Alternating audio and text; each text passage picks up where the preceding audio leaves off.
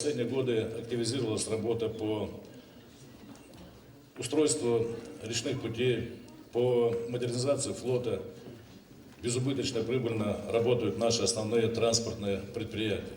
Все это нужно для того, чтобы наша республика развивалась.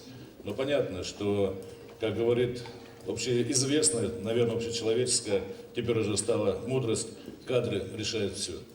Вот почему, конечно же, ни одна из этих программ не будет действовать. Вот, конечно же, транспорт не будет работать эффективно. Конечно же, не будет существовать безопасности нашей республики, если не будем мы иметь кадры транспортников. Для нас принципиально важно, чтобы у нас в Якутске было наше речное училище.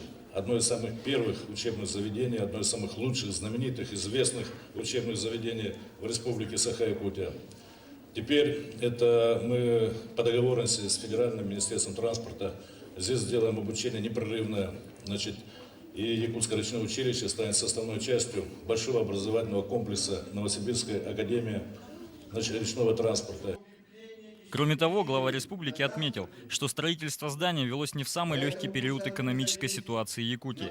Финансирование большинства работ прошло только после их завершения. Практически президент республики поблагодарил всех строителей за качественную работу, проделанную на совесть, и вручил почетные грамоты.